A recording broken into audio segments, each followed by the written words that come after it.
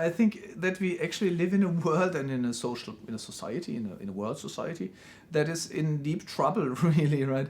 And I think this trouble has many aspects, right? You see it environmentally, right? You see it socially and you see it individually, psychologically, right?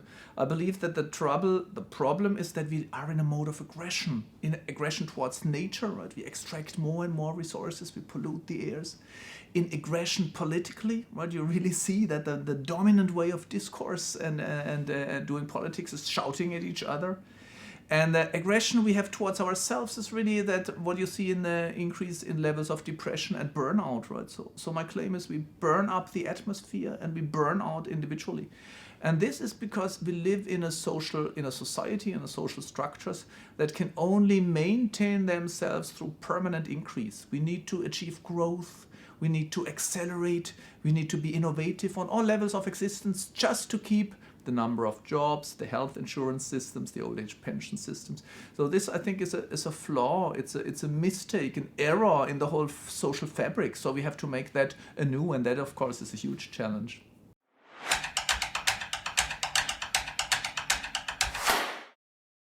I mean, it's interesting when one looks at our world, you think everything is speeding up, right? Transport is speeding up. At least we try. Sometimes you have dysfunctional things like a traffic jam, right?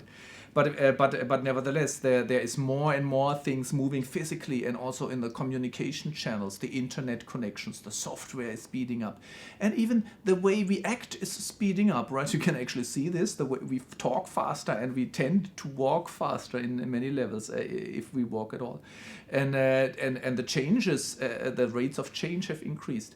But I believe that underneath all this frantic change and high dynamism, there is a kind of structural, almost polar inertia, inertie polaire, as Paul Virilio, the French thinker, called it. And that's this structural logic, the fact that you need to increase to stay where you are is a kind of creating a total, it's almost standstill, right? It's like, I think we can think of it as standing on an escalator that is moving downward, right? So to keep our position relative to the others, we have to run faster and faster. So you get both. You have a very frantic pace of change, but in fact, the logic of social life is not changing. It's totally, it's like frozen, and this is what creates a lot of frustration.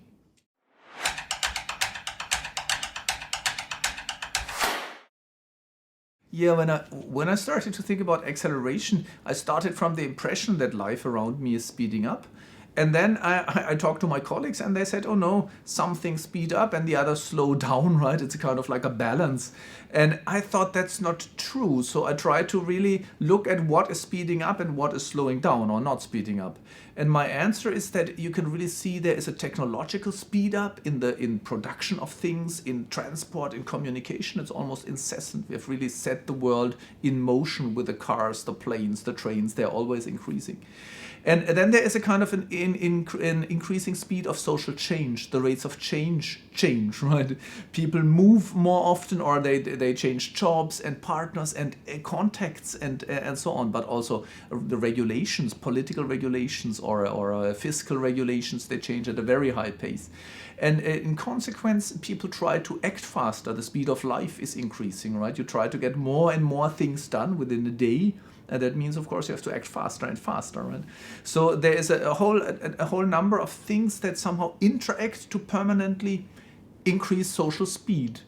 And those things which cannot increase, for example, I mean, okay, sometimes you have something like a traffic jam, but that's just a dysfunctional consequence of our attempt to speed up. And then there is nature, which cannot speed up in many aspects. That's why we destroy it, right? And sometimes people try to create slow social practices like slow food or slow cities or even slow science.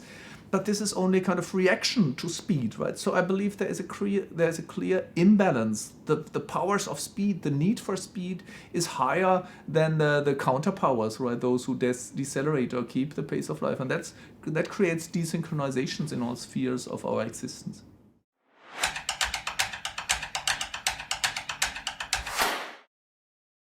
At first, a lot of people I talked to or with, and also journalists, for example, said, well, Hartmut Rosa is criticizing speed and acceleration, so he must advocate slowness or deceleration, right?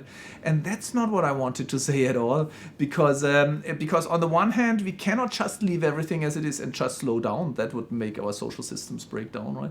But then also, I think that slowness is not desirable in itself, right? I wouldn't want to have a slow fire engine or a slow internet connection or a slow computer. And a slow roller coaster is not just boring, it's dangerous.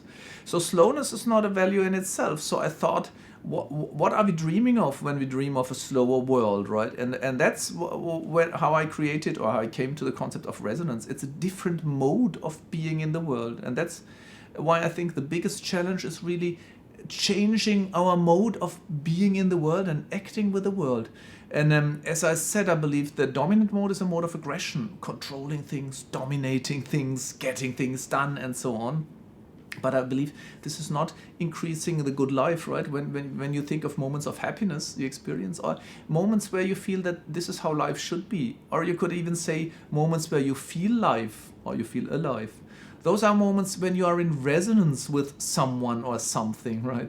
Like a person you meet, or an idea you hear, or some music you listen to, or a landscape you open up to. And resonance, being in resonance with something or someone, means it has four elements. The one is that you're really touched and affected, right? That's different from if you're in a mode of aggression, you don't let yourself be touched or moved by something. So the first element is affection. Something speaks to me, something calls me. But the second element, I answer to it, I open up, I reach out, right? And connect to this other thing. And in this element of answering or connection, there is a strong sense of self-efficacy. I can reach out to the world. I can feel myself leaving a trace also, right? So the first element is affection. The second is emotion or self-efficacy. And in this process, right, I'm touched by something and I answer it. I do something with it. Then I'm transformed. I do not stay the same when some music or some person or some landscape, really, an idea really touches me. When an idea touches me, I start to think about it and it changes my thinking. And if it's a great idea, it might even change my way of being. And that's why there's always a transformative element in resonance. But the fourth element, and I think this is important when we think about what we should do socially, I call it indisponibility, or in German Unverfügbarkeit. It's very hard to translate, right? In English one could also say non-engineerability. It means we cannot engineer, you cannot instrumentally bring about resonance, right? I cannot enforce it. If I talk to you, right, maybe we get in resonance, but maybe we talk past each other, right? And when we are so you cannot enforce it. Neither you can do it nor I can do it, right? So there's this element of indisponibility. Sometimes it happens, sometimes it doesn't. And the second moment of indisponibility is that when we really get in resonance, we talk to each other. No one knows what the result will be, where our conversation goes to or leads to, right? This is where the new is born, right? The innovation, real innovation, happens in the space in between, which you cannot control and I cannot control, right?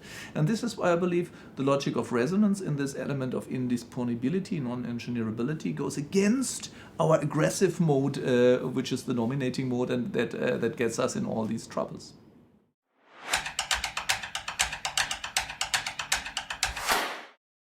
It's very strange. Everyone agrees that we should do something about the environmental damages, right? And that we should preserve nature and biodiversity. And we know this for at least 50 years, the Club of Rome, right, report. And everyone says, yes, let's do something. But when you look at our record, it's getting worse and worse, right? So somehow we are in the wrong mode, right? And I really believe recreating this sense of resonance, the idea of resonance, right?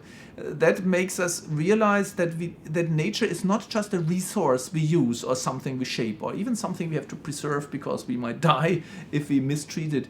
Nature really for human beings is a sphere of resonance. It's a vital element, right? We live in a world with which we need to get in contact, and people sometimes they have this sense when they go to the mountains or at the ocean, when you stand at the ocean and the waves roll in, right? Or some people go to the desert and then they say, only in this vast silence I hear myself, right? So it's kind of recreating this resonance sphere. The problem is that this mode of being in resonance with nature is our holiday mode. We only have it in the vacation time, right?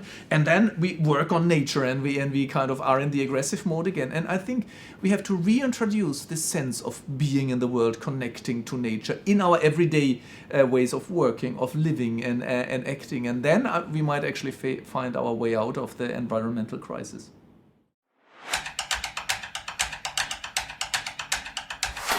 Yeah, I mean, there are many books probably. For example, I like Max Weber has influenced me a lot. But I think the writer who had the strongest influence me really is the Canadian philosopher Charles Taylor, right? Who wrote the book Sources of the Self. And there I really, what I call the mode of aggression, right? I think he really clearly points out how this came about, right? How we got into the situation we are in. And he has this kind of, he calls it romantic expressive countervision, which I think influenced me a lot with coming up with the concept of resonance. So I suggest that one could read Charles Taylor.